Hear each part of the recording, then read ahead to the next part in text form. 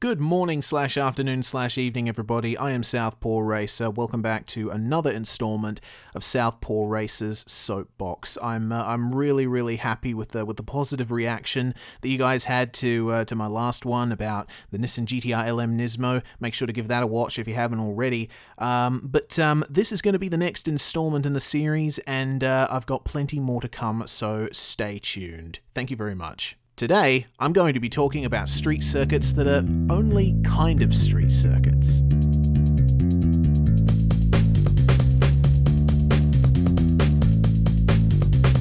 Sochi, Valencia, two tracks that may make any F1 fan violently ill. In recent years, these circuits have been among those that have ranked as the worst F1 tracks, let alone racetracks in general, of all time.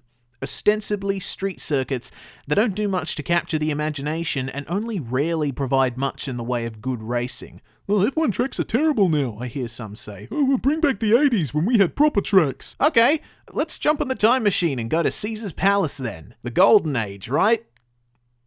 What, you thought this was a new problem? Rose-tinted bullshit aside, it is a problem. So, how exactly do tracks like this fall flat? Because they're street circuits isn't a valid reason to me, and I'll tell you why. There are plenty of awesome street circuits out there like Surfers Paradise, Adelaide, Trois-Rivières, Long Beach, Albert Park, that the list goes on. That's one argument for good street tracks. They exist. The other argument is this. The one thing a lot of these tracks have in common is that they minimize the alterations to the existing public roads. Yeah, there can be sections that aren't technically streets, but an overwhelming majority of the route is streets, used every day by regular traffic. You can't say the same for something like Sochi. Wikipedia's article on the circuit states that about 1.7 kilometers of the track is shared with public roads. Setting aside the fact that that's less than a third of the track, it's hard for me to tell exactly what parts of the circuit constitute that 1.7 kilometers. Let's see, there's a car park, as that bit, everything's so samey, so purpose-built, so racetrack-like, that I doubt you'd know it was a street circuit without the prior knowledge of such. It doesn't help that the track runs right alongside proper roads. I mean, look, you could have easily gone there, but you didn't. Why? I'm sure there's a legit reason, ease of access, blah blah blah, but let's face it looks silly. Safety and standards of construction and conformity to the FIA's Grade 1 requirements notwithstanding, Sochi to most seems like a real halfway house compromise where nobody wins. Valencia as well, a smooth black surface with road markings absent and miles of tarmac runoff, and in places it didn't even follow where the actual road went. I mean, yeah, it's a street circuit, but only kind of. And that's not to say that half street circuits are inherently bad. We've got a couple of them in Australia and they're great. Adelaide and Townsville. For me, these tracks get a pass because their permanent sections are not only well designed, but they maintain a street circuit feel. Yeah, the tarmac might be a bit smoother and there may be a bit more runoff, but you still feel like you're driving a street circuit. Going outside Australia, Singapore is the same. Venues like this still manage to be true street circuits in just about every sense of the word, and the fact that they use actual streets contributes to their character and challenge. It helps that the streets aren't completely smoothed over and race-trackified, hint hint Baku, but I digress. Why, when you have the potential for stuff like this, would you construct something that's almost entirely a purpose-built racetrack with the walls a bit closer? The answer, I feel, really reflects more on attitudes in commerce and sport promotion than anything else. The desire for everything to come as a package.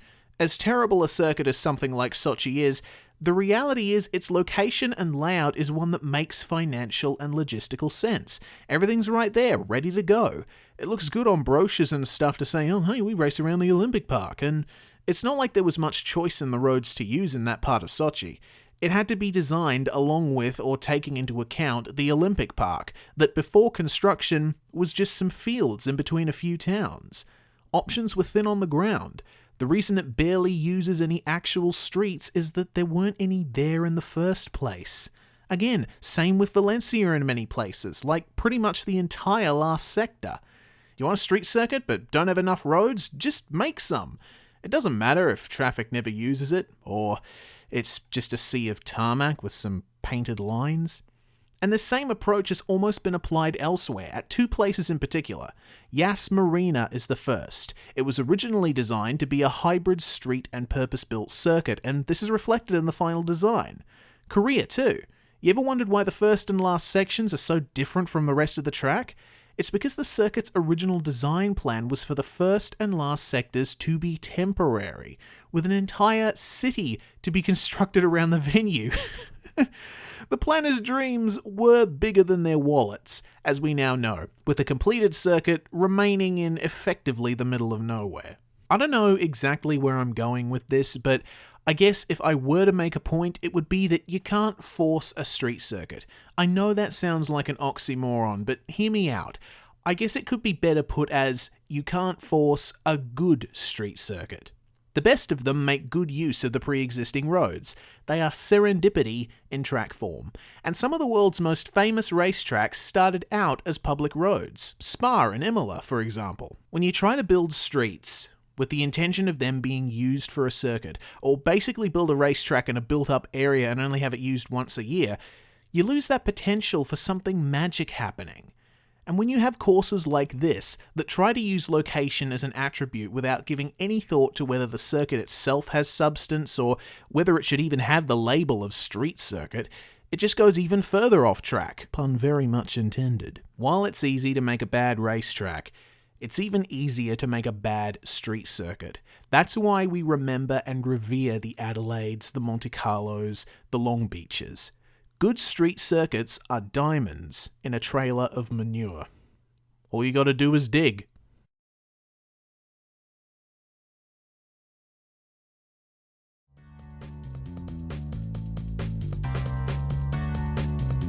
Thank you so much for watching once again, and thank you for your patronage to my channel. If you're interested in seeing more of my stuff, make sure to subscribe and check out some of my other stuff while you're at it. I'm SouthPawRacer, I'm a sim racer, I make videos about that and other stuff, and I will see you at the first corner.